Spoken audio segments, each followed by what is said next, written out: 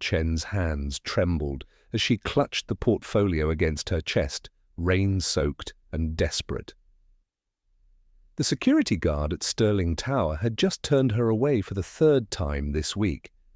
Her art commission, her last hope to pay rent, had been rejected without explanation.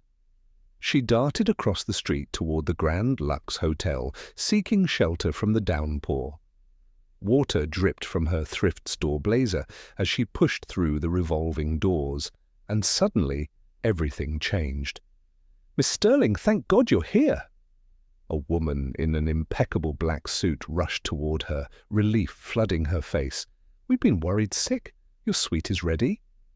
Maya opened her mouth to correct the mistake, but two bellhops were already flanking her, gently guiding her toward the golden elevators. "I'm not—" "We understand you needed space, Miss Sterling, but your family has been calling non-stop." The woman pressed the penthouse button. "Let's get you dried off and comfortable." The elevator doors closed before Maya could protest. Her reflection stared back at her from the mirrored walls, a drowned rat in cheap clothes, and yet these people saw someone else entirely, someone important, someone named Sterling. The penthouse suite was larger than her entire apartment building. Floor-to-ceiling windows overlooked the glittering city.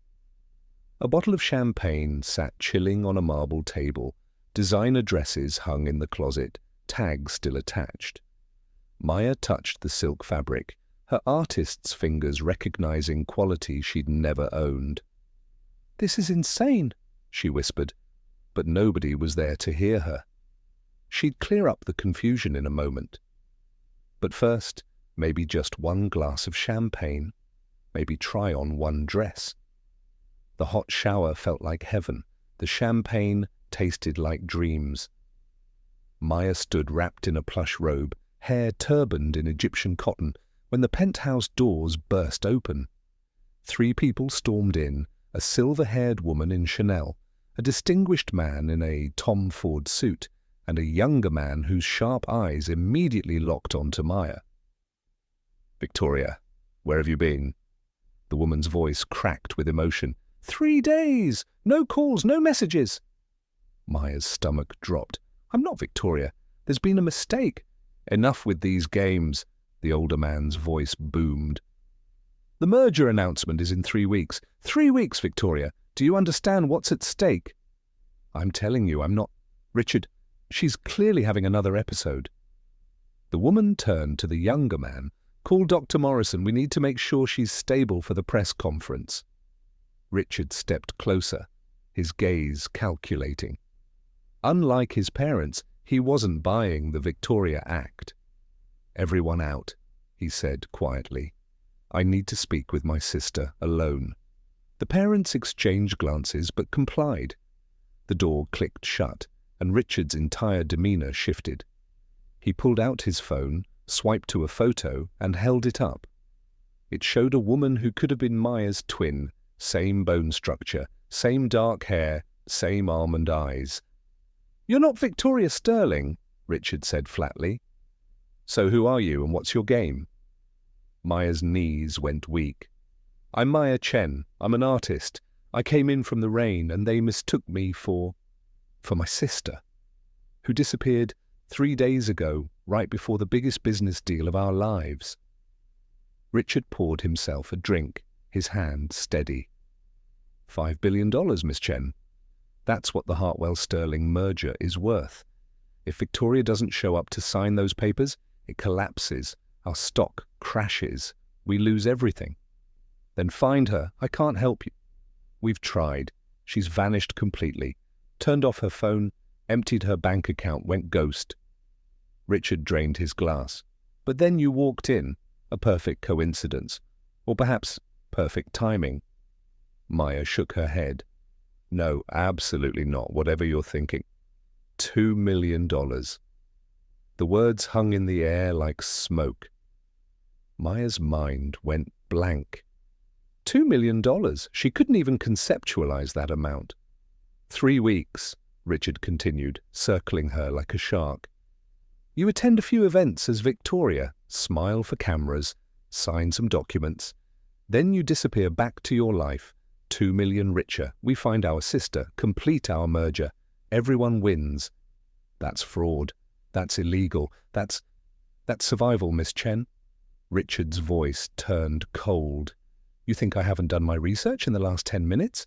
Maya Chen, 26, art school dropout, 3 months behind on rent, student loans in default, eviction notice filed last Tuesday. He leaned in close. I'm offering you a lifeline. The question is, are you smart enough to take it? Maya thought of her empty refrigerator, the rejection letters, the shame of moving back in with her mother, the death of every dream she'd ever had. I can't fool everyone, she whispered, her fiancé, her friends. You'll have a crash course. Everything you need to know about Victoria's life. Besides, she's been distant lately, unpredictable. People will buy that she's changed. Richard extended his hand. 3 weeks, Miss Chen, then you're free. Maya stared at his hand.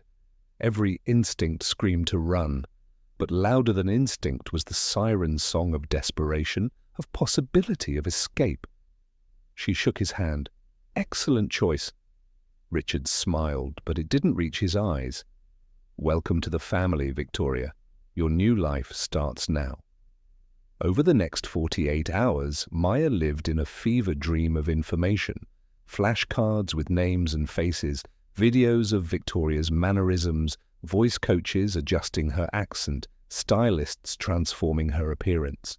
She learned that Victoria loved abstract art, hated sushi, had a childhood scar from horseback riding, and was engaged to Dominic Cross, a tech mogul, merging his AI company with Sterling Industries.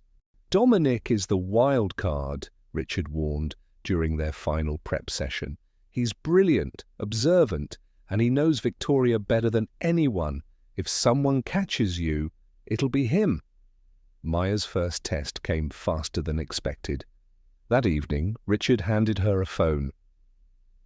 Video call. Dominic wants to check in. You have 30 seconds to become Victoria Sterling. Her hands shook as she answered. The screen filled with a face that made her breath catch. Dominic Cross wasn't conventionally handsome, but his dark eyes held an intensity that seemed to see straight through her. His jaw was shadowed with stubble, his shirt rumpled like he'd been working for days. Vic. His voice was rough with concern. Baby, where have you been? I've been losing my mind. Maya forced herself to breathe naturally. I needed space, Dom. Everything's been so overwhelming. Space? You disappeared without a word. That's not space. That's vanishing. He leaned closer to the camera. Are you okay? You seem different. I'm fine. Just tired. Maya tucked her hair behind her ear, a gesture she'd seen Victoria do in videos. The wedding planning, the merger. It's all too much sometimes. Dominic's eyes narrowed slightly. We always talk through things. That's what we do. What's really going on? Nothing. I promise.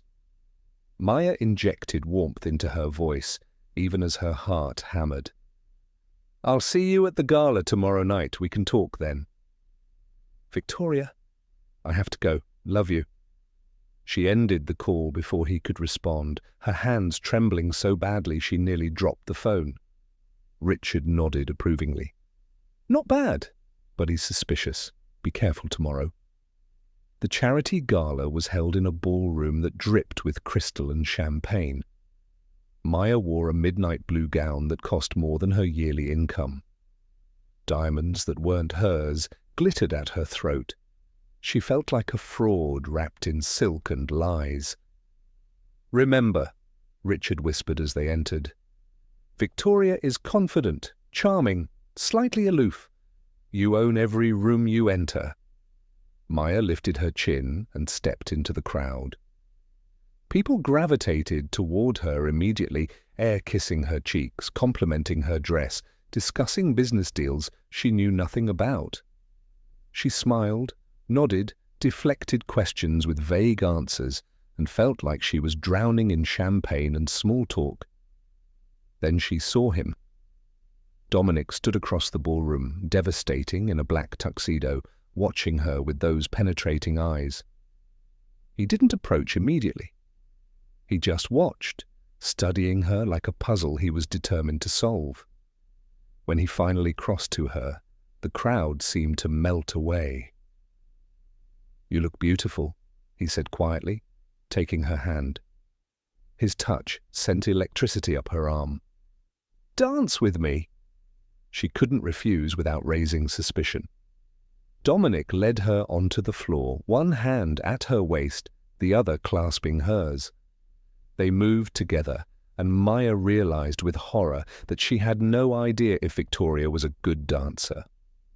"You're tense," Dominic murmured, his breath warm against her ear. "What's wrong?" "Nothing. Just nervous about the merger." "Since when do you get nervous about business?" His thumb traced circles on her lower back. "Victoria, talk to me. You've been distant for weeks, even before you disappeared. It's like you're carrying some huge secret." Guilt crashed over Maya. This man loved Victoria, really loved her. And here Maya was, lying to his face, feeling things she had no right to feel. "People change, Dom," she said softly. "Maybe I'm just evolving. Evolution doesn't mean shutting me out." His voice carried a note of pain that pierced her chest. "We're supposed to be partners, in business and in life. Remember? That's what you said when you proposed the merger." "Victoria proposed the merger." Maya filed that detail away, another piece of the woman she was pretending to be. "I remember," she lied. "I'm sorry I've been distant. There's just a lot on my mind." "Then share it with me." Dominic pulled her closer, and Maya felt herself leaning into him, into the warmth and strength of his arms. "Whatever it is, we'll handle it together. That's what we do." The song ended. Dominic tilted her chin up, his eyes searching hers. "I love you, Vic. Even when you're being impossible. Especially then." He leaned in to kiss her. Maya panicked, turning her head at the last second so his lips brushed her cheek instead. "Not here," she whispered. "Too many people watching." Hurt flashed across his face. "Since when do you care about that?" "I need some air." Maya pulled away, her composure cracking. "I'll be right back." She fled to the bathroom, her heart racing. In the mirror, Victoria's face stared back at her, but Maya saw only her own guilt and confusion. She couldn't do this, couldn't keep lying to Dominic, couldn't pretend to be someone she wasn't, couldn't ignore the growing attraction she felt toward a man who belonged to someone else. Her phone buzzed, a text from an unknown number. "Meet me at the harbour warehouse in 1 hour. Come alone. We need to talk." V. Maya's blood turned to ice. Victoria, the real Victoria, was reaching out. She slipped out of the gala without telling Richard, catching a cab to the industrial district.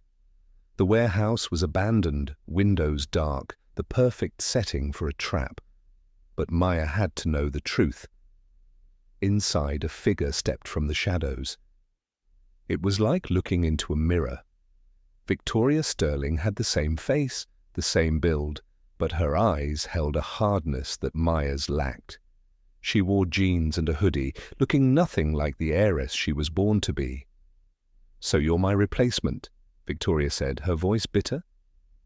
"How much are they paying you?" $2 million, for 3 weeks. Maya's voice shook. "But I need to know what's really going on. Why did you disappear?" Victoria laughed, harsh and broken. "Because my family is built on lies and I can't be part of it anymore." Victoria pulled out a laptop from behind a crate, flipping it open to reveal spreadsheets, emails, and scanned documents. Sterling Industries isn't just a tech company. It's an empire built on fraud, falsified earnings reports, bribed government officials, stolen patents, destroyed competitors through illegal means. My father has been cooking the books for 15 years. Maya's stomach twisted. The merger is their way to legitimize everything before the walls close in. Dominic's company is clean, successful, respected. Once they merge, Sterling's dirty money gets washed through Hartwell Tech's reputation. Dominic has no idea he's about to become complicit in crimes that could put him in prison. Then tell him, warn him. I tried. Victoria's eyes filled with tears. 2 months ago I went to Dominic with evidence, but before I could show him, Richard found out. He threatened me. Said if I exposed the family, they'd frame Dominic for everything. Plant evidence in his company, destroy him completely. They'd make it look like he was the mastermind, and I was just his naive accomplice. Maya sank onto a crate, her mind reeling. So you ran. I had to protect him, but running isn't enough. Victoria grabbed Maya's shoulders, her grip desperate. You're inside now, you have access. I don't anymore. Dominic trusts you, or at least he trusts Victoria. You can get close to him, explain everything, help him access the encrypted files in my father's office. Together you can expose them before the merger goes through. You want me to betray your family? They'll know it was me. They're going to destroy Dominic. Victoria's voice cracked. The man I love will lose everything because I was too much of a coward to fight back. Please, Maya, I know I'm asking the impossible, but you're the only chance we have. Maya thought of Dominic's eyes, the pain in his voice when he talked about Victoria's distance, the way he'd held her on the dance floor like she was precious. He didn't deserve to be destroyed by lies. What do I need to do? Maya whispered. Over the next week, Maya lived a double life. During the day, she played Victoria Sterling perfectly. She attended board meetings, smiled for cameras, and let Richard parade her around like a trophy. But at night, she worked with the real Victoria, learning the family's secrets, plotting their exposure. And through it all, there was Dominic. He invited her to dinner at his penthouse. They talked for hours about artificial intelligence, about ethics in technology, about dreams bigger than money.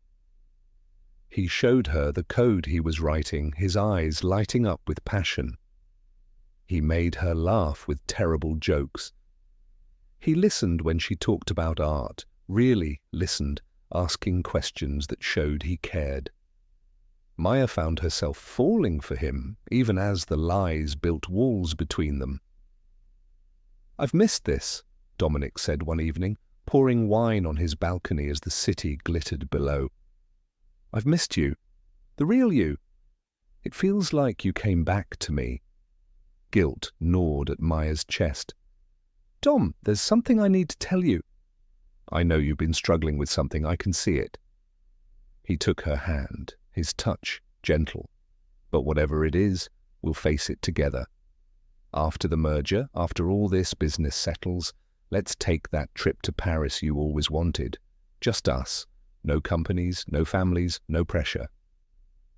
Victoria wanted Paris. Maya had never been further than 2 states away. The reminder of who she was pretending to be felt like a knife. "I'd like that," she managed, hating herself for the lie. Dominic leaned in, and this time Maya didn't turn away. His kiss was tender, questioning, full of hope.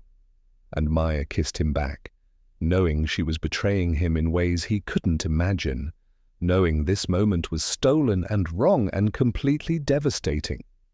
When she pulled away, tears streaked her face. "I'm sorry," she whispered.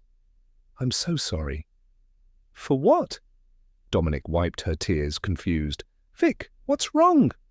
Before she could answer, her phone exploded with messages. "Richard. Where are you? Emergency family meeting now." Something had gone wrong. Maya arrived at Sterling Tower to find chaos. Richard paced like a caged animal. His father shouted into phones. His mother looked ready to faint. "The SEC is launching an investigation," Richard snarled when he saw Maya. "Someone tipped them off. Someone leaked documents about the accounting fraud." Victoria had moved without telling her. Maya's blood ran cold.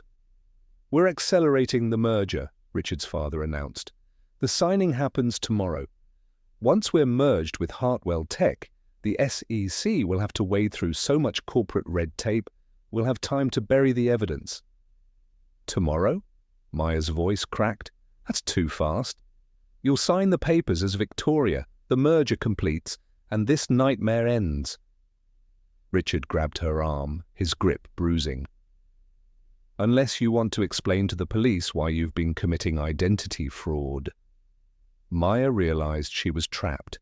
If she refused, Richard would destroy her. If she signed, Dominic would be pulled into the Sterling family's criminal web. The next morning, Maya sat in the Sterling Industries conference room, pen in hand, Dominic beside her, lawyers surrounding them. The merger documents lay before her, hundreds of pages that would change everything. "Just sign, Victoria," Richard urged, his smile tight. "Let's make history." Dominic squeezed her hand encouragingly, trusting her completely, and Maya's heart shattered.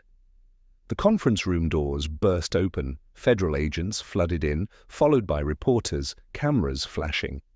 And behind them, Victoria Sterling herself, very much alive and furious. "Stop everything!" Victoria's voice rang out. "That woman is not me! Her name is Maya Chen, and my family paid her to impersonate me while they rushed through a fraudulent merger." The room erupted. Dominic stared at Maya, betrayal dawning in his eyes. "What? No, Victoria, what are you—" "I'm Victoria Sterling," the real Victoria said, stepping forward. "And I have evidence that my family has been running a criminal enterprise for 15 years. Evidence I'm turning over to federal prosecutors right now." Richard lunged for the documents, but agents restrained him. His parents tried to flee and were blocked. Cameras captured everything as the Sterling Empire crumbled in real time. Dominic turned to Maya, his face pale. "Who are you?"